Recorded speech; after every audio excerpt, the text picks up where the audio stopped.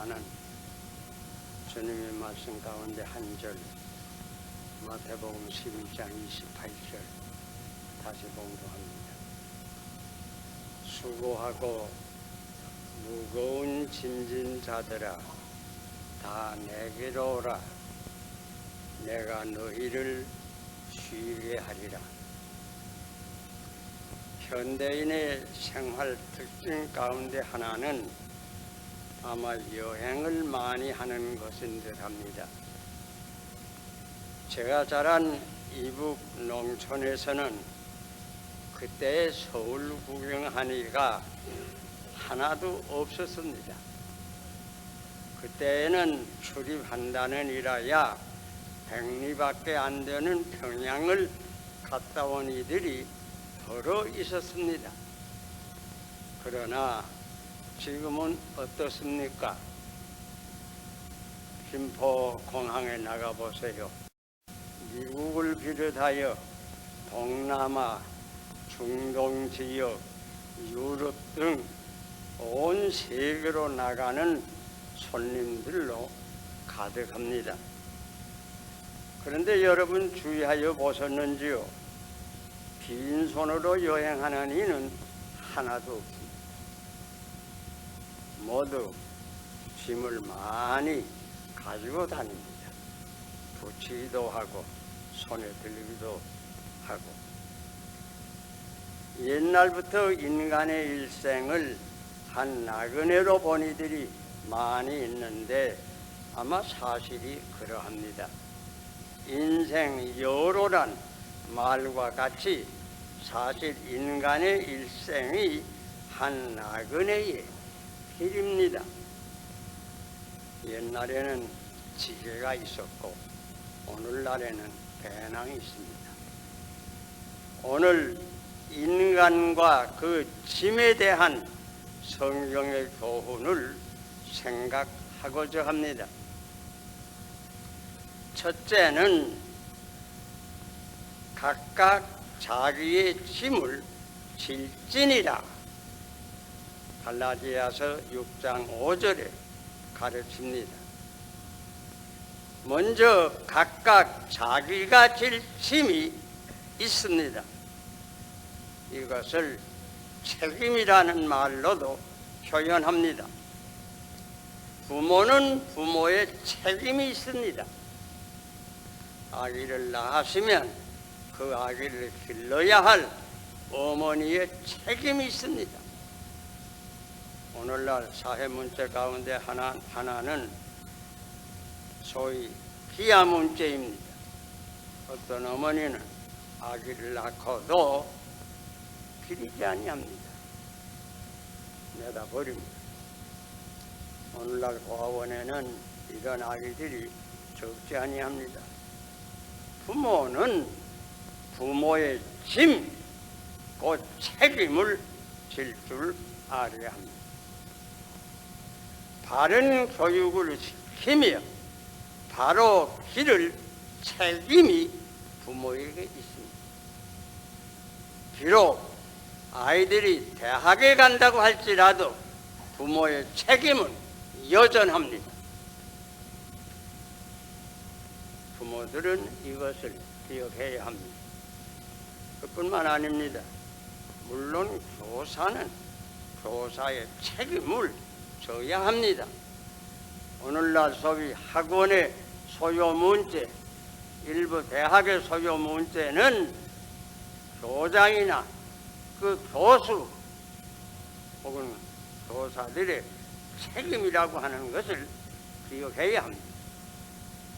그리고 회사면 사장을 비롯해서 근로자에게 이르기까지 각각 자기의 책임이 있습니다.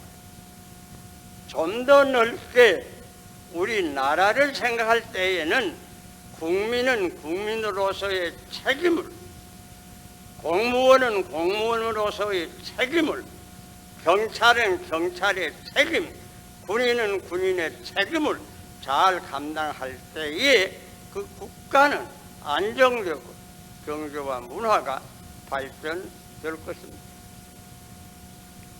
그러므로 인간의 짐을 생각할 때에 우리는 먼저 남에게 전가할 수 없는 짐, 곧 내 책임의 짐이 있다는 것을 기억하고 먼저 우리 하나하나는 그 짐을 잘 지도록 결심과 노력이 필요합니다. 그런데 어떤 이들은 이 책임의 짐을 소홀히 여깁니다. 이런 이들을 흔히 묵직한 사람 혹은 책임감이 부족한 사람 이러한 말로 표현합니다. 교회 안에서도 우리는 모두 자기가 마땅히 질 책임이 있습니다. 장로면 장로의 짐, 집사면 집사의 짐이 있습니다. 내가 교회 안에서의 나의 질 짐을 어떻게 지는가 스스로 반성하여 볼 필요도 있습니다. 우리 교우 모두가 내 가정에서, 내 직장에서, 내 교회에서, 내 나라에서 마땅히 질 짐을 어떻게 지는가 반성하여 보아야 합니다. 요사이 공회라는 말도 자주 들립니다. 오염이 됩니다. 공기가 오염이 됩니다.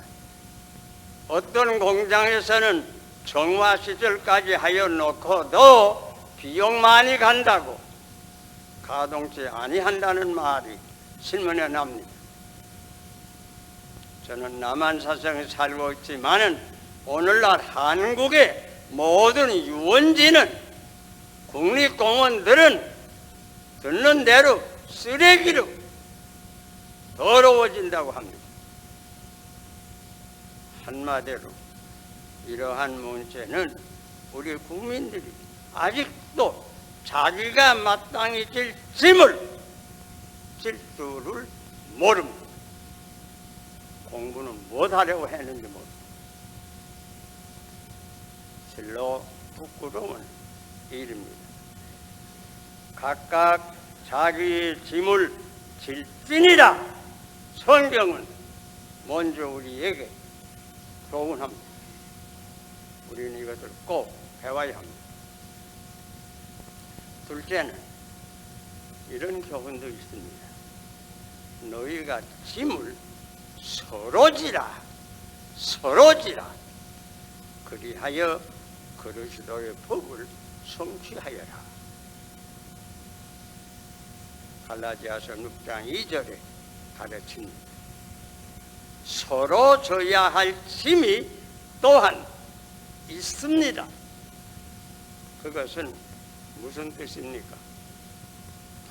우리 인간 사회에는 내 짐을 내 스스로 질 수 없는 이들이 적지 아니야. 이미도 말하였지만 가령 아기들이 자기의 짐을 질 수 있습니까? 아기의 짐은 어머님과 부모들이 반드시 져야 합니다. 요새 우리 사회에서 장애자라는 말이 많이 들립니다. 또 이 세상에는 장애자들이 적지 아니합니다. 가령 신체 장애자들, 시각 장애자, 눈먼이들, 청각 장애자, 귀 듣지 못하는 이들, 척수 장애자, 홀로 걸을 수 없는 이들, 그 밖에 여러 장애자들이 있으며 더욱 정신장애자들, 곧 정신병자들도 우리 사회에 적지 않냐. 이들은 자기들의 짐을 스스로 질 수가 없습니다. 누군가가 같이 짐을 져 주어야 살아갈 수 있습니다.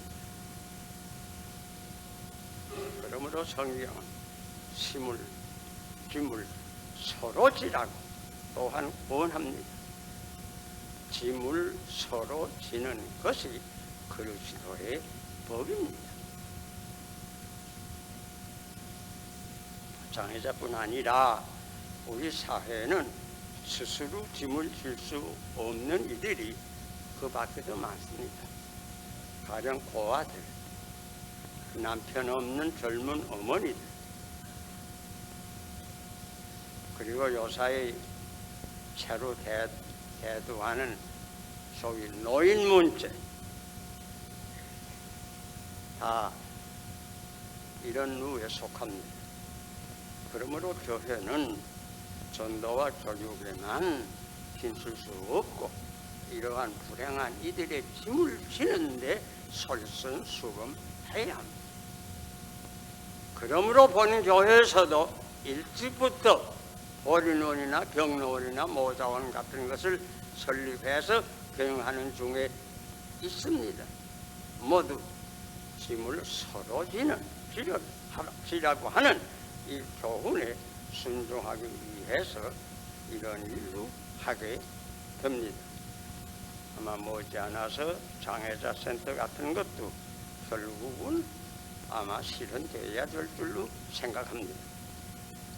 짐을 서로 지기 위하여 우리가 사실 한 주일에 한 달에 한 번은 봉사주일로 지키고 일시적으로 불행에 빠지는 교우들과 일반 사회를 도록 힘을 쓰는 중에 있는 것도 이러한 교훈에 순종하기 위해서입니다.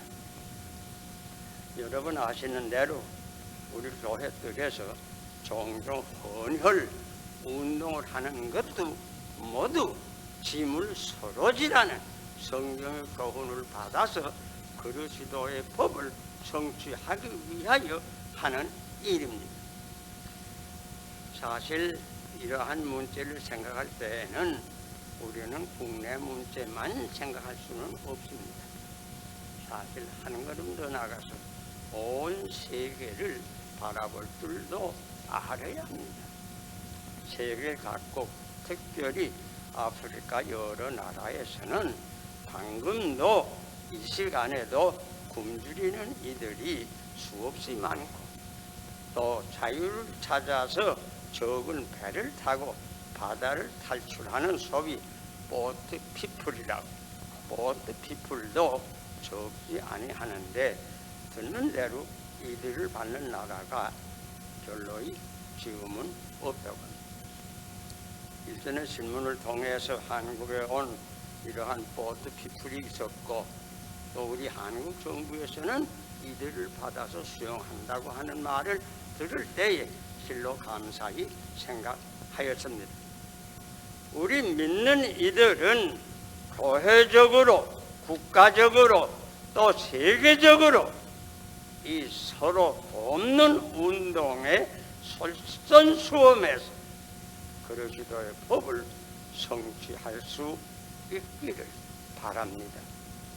주님께서는 십자가 위에서 전 인류의 짐을 대신 지셨습니다. 이것이 그리스도의 법을 성취하는 길입니다. 그리고 셋째는 성경을 가만히 읽으면 종종 쓸데없는 짐은 반드시 벗어버리라 또한 권면합니다. 사실 이러한 쓸데없는 짐들을 벗어버려야 마땅히 질 짐들을 잘 지고 갈 수 있습니다. 우리가 제일 먼저 벗어버려야 할 짐은 아마 죄의 짐일 것입니다. 주님께서는 지금도 읽은 대로 수고하고 무거운 짐진 자들아 다 내게로 오라 내가 너희를 쉬게 하리라 말씀하셨는데 그 뜻은 아마 무엇보다도 먼저 죄의 짐을 벗어버리라는 뜻인 줄 생각합니다. 죄를 짓고 사함을 받지 못하면 큰 짐이 됩니다. 그래서 죄의 짐이라고 합니다. 그러므로 우리가 주님께 나와 예수를 믿으면 제일 먼저 하나님께서는 과거의 죄를 사하여 주시고 죄의 짐을 그 등에서 벗겨 주십니다.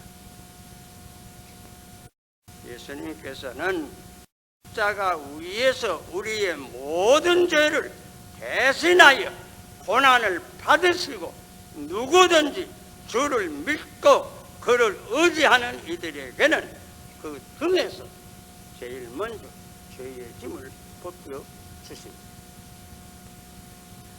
그러나 어떤 믿는 이들은 옛날 철로역전이라고 여러분 기억하시죠? 짠뻔한 유명한 소설입니다. 그 책에 나오는 기독교와 같이 처음에는 예수를 믿고 따르기는 하지만은 죄의 짐은 그냥 지고 따르는 이들이 적지 아니합니다. 여러분 기억하시는 대로 이렇게 믿는 기독교가 한 번은 십자가를 분명히 바라보고 자기를 대신하여 고난을 받으신 것을 정말 깨달아 알게 될 때에 그의 죄의 짐은 그 등에서 벗어졌습니다. 오늘날도 이렇게 믿는 이들이 더러있지 아니한가 넘노됩니다. 십자가 찬송은 부르지만은 과거의 죄 때문에 그냥 고통은 계속하여 받으면서 있는 이들이 또한 있지 아니한가 생각합니다. 세상 죄를 지고 가는 하나님의 어린 양을 보아라 하는 성경 말씀을 들으면서도 사실은 그대로 행치를 못합니다. 중심으로 죄를 회개하고 믿는 이들은 이미 죄 사함을 받았습니다. 죄의 짐은 이미 벗겨졌습니다. 이 시간 주님의 약속을 믿고 과거의 모든 죄의 짐을 벗어 놓으시기를 바랍니다. 죄악 벗은 우리 영혼은 기뻐 뛰며 주를 보겠네. 기뻐 뛰며 찬송하십시다. 또 그리고 둘째는 아마 이거 우리 모두가 다 이렇게 하는 이들이 많은 줄 아는데 근심과 염려의 짐입니다. 이 짐도 꼭 벗어버리고 믿으라고 성경은 우리에게 권면합니다. 여러분께서 산상보훈을 잘 아실 줄 압니다. 거기에 주님께서 이러한 말씀을 하셨습니다. 요약해서 말씀드립니다. 목숨을 위하여 무엇을 먹을까? 무엇을 마실까? 몸을 위하여 무엇을 입을까? 염려하지 말라. 목숨이 음식보다 중하지 아니하며 몸이 의복보다 중하지 아니하냐. 그러면서 공중에 나는 새를 보라. 혹은 들의 백합화가 어떻게 아름답게 자라는가 생각하여 보라. 그러면서 계속하는 말씀이 오늘 있다가 내일 아궁이에 던지우는 들풀도 하나님이 이렇게 입히시거든 하물며 너희일까 보냐. 그 다음에 무슨 말인지 압니까? 믿음이 적은 자들아. 믿음이 적어서 그렇습니다. 그러므로 염려하여 이르기를 무엇을 먹을까 무엇을 마실까 무엇을 입을까 하지 말라. 이것은 나 믿지 아니하는 이들이 하는 일이라고 지적하면서 최후의 권면은 너희는 먼저 그의 나라와 그의 의를 구하라. 그리하면 이 모든 것을 너희에게 더하여 주시리라. 주님이 약속하십니다. 너희 염려를 다 주께 맡기리라. 이는 저가 너희를 권고하심이니라. 사도 베드로는 베드로전서 5장 7절에 권면합니다. 여러분, 스트레스라는 말 아마 다 아실 줄 압니다. 신문에 늘 보니까. 이 스트레스가 모든 병의 근원 가운데 6할 내지 7할에 이른다고 합니다. 이렇게 의학계에서는 말하는가 봅니다. 고혈압이니 신경통이니 소위 성인병의 제일 큰 원인이 이 스트레스에 있다고 지적합니다. 신앙생활이란 죄의 짐만 벗는 것이 아닙니다. 이 스트레스에 염려의 짐도 벗어버리는 것을 의미합니다. 주님은 말씀하셨습니다. 할 수 있거든요. 무슨 말이냐? 믿는 자에게는 능치 못할 것이 없느니라. 마태복음 9장 23절 읽어보세요. 내게 능력 주시는 자 안에서 내가 모든 것을 할 수 있느니라. 사도 바울이 빌립보 4장 13절에 증언합니다. 두려워 말라. 내가 너와 함께 함이니라. 놀라지 말라. 나는 네 하나님이 됨이니라. 내가 너를 굳세게 하리라. 참으로 너를 도와주리라. 참으로 나의 오른손으로 너를 붙들리라. 하나님께서 친히 이사야 41장 10절에 말씀하십니다. 수고하고 무거운 짐진 자들아, 다 내게로 오라. 내가 너희를 쉬게 하리라. 주님이 약속하십니다. 이 주님께 나와 모든 죄의 짐, 근심과 염려의 짐은 온전히 벗어버리고 마땅히 질 나의 짐과 서로 질 짐을 잘 지면서 기쁨으로 찬송하면서 삶의 길을 걸어가는 것이 참된 신앙생활의 행로입니다. 기도하십니다.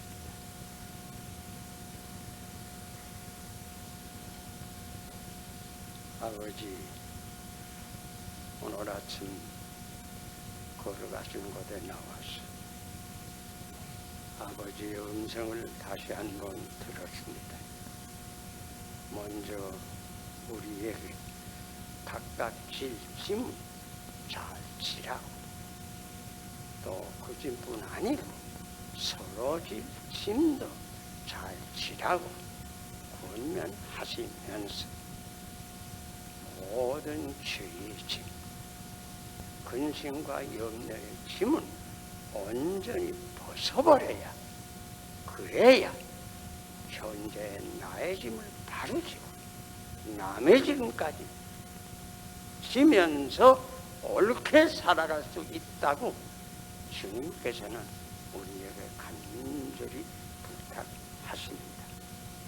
아버지시여, 오늘 아침 저희들이 주님의 음성을 분명히 들었사오니 우리 가운데 행여 무거운 짐을 지닌 일이 있으면 이 시간 온전히 벗어버리고 오직 나의 꼭 져야 할 만한 짐, 또 남의 짐까지 져 주어야 할 만한 짐은 서로 지어주면서 삶의 길을 살아갈 수 있도록 이 시간 은혜 베풀어 주시옵소서.